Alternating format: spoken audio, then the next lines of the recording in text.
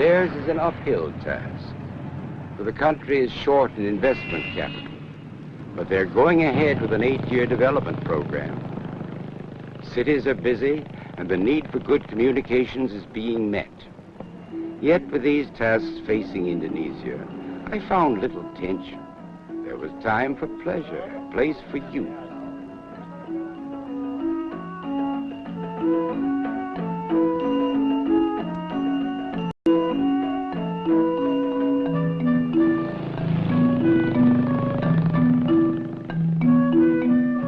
Only a mile from the smooth, wide road out of Jakarta, yet here, in this village of Cikopo Selatan, I found a totally different environment.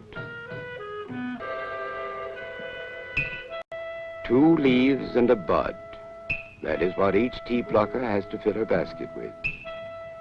Even on the tea plantation, I was impressed by the calm patience of the Indonesian people. Good tea, one of Indonesia's large exports.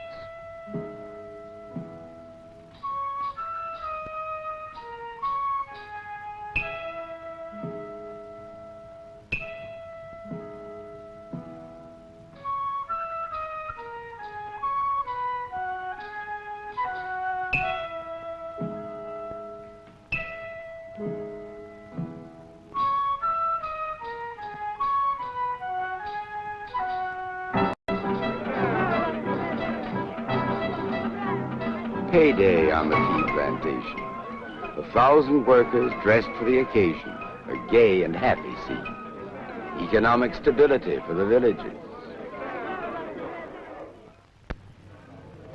In this age of uniformity, I was pleased to find that the national dress is still very popular. The batik makers still use their traditional arts, blanking out complicated patterns with lines of hot wax, dyeing the cloth, re-waxing and dyeing again and again until the pattern is complete.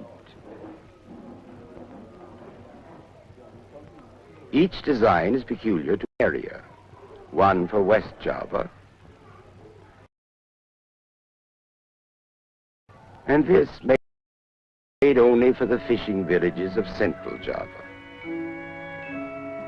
The seas between and around these many islands abound in fish. Although modern power-driven fishing boats are rare, near here was the capital of the old Sundanese kingdom, powerful from the 12th to the 16th centuries, and Sundanese is still the language among the older people. For many, this quiet life is preferable. Yet too often in many countries, the rural scene is also a mark of poverty. Not here.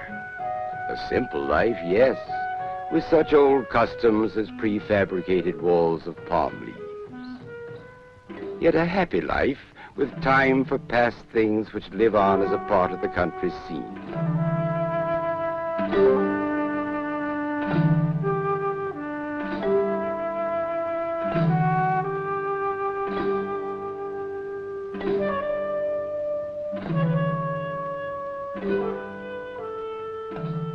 Puppets still used to tell the story of the Hindu Ramayana. Bomba, son of Krishna, and Udel, the clown. The village economy is based on rice, the country's staple food. And for rice, there must be water.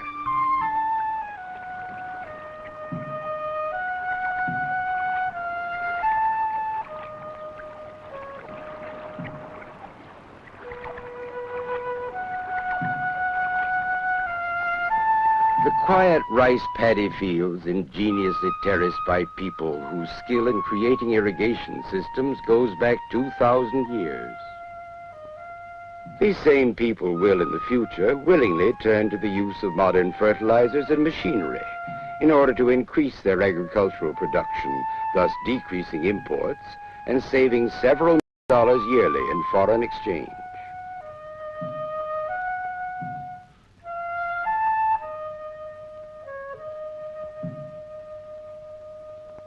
Here is production, too, of a different kind.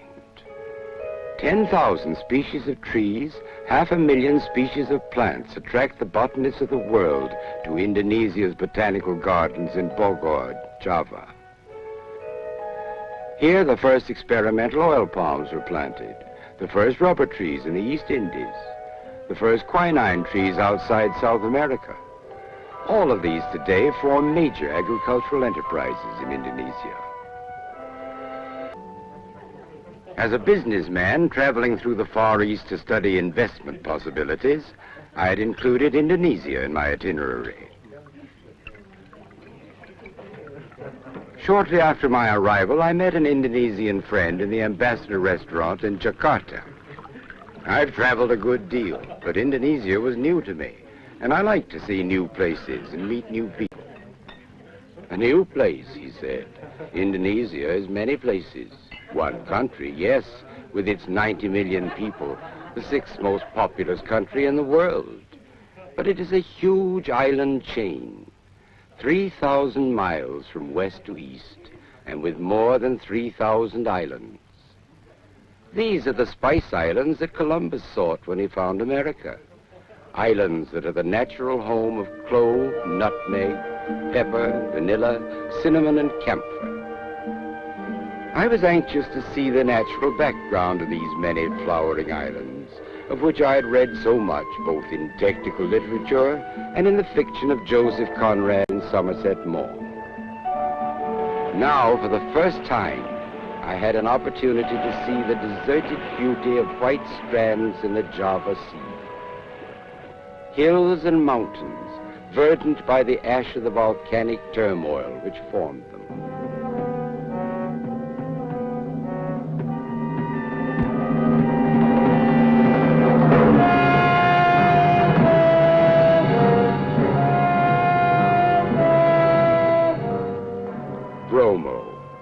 The home of the ancient god of fire, rumbling in the mists of the great sand sea.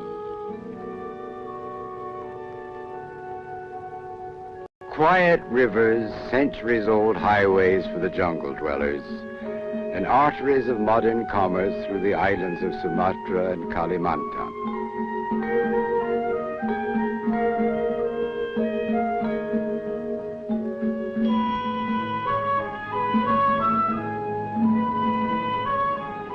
Here were the people, nameless crowds. I was impressed by the extreme beauty and delicacy characteristic of the Indonesians. Their rich cultural background remains, undestroyed, cared for. The great Buddhist era is fixed forever in their memories by this magnificent symbol at Borobudur.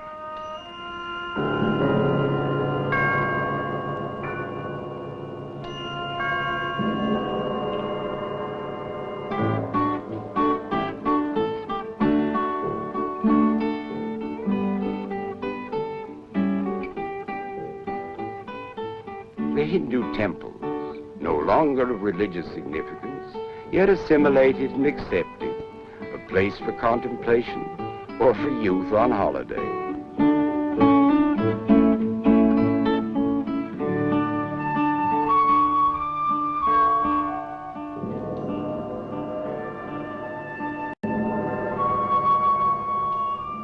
Today, most Indonesians are Muslims, and many mosques stand now in the towns and cities, an active religion practiced by an industrious people.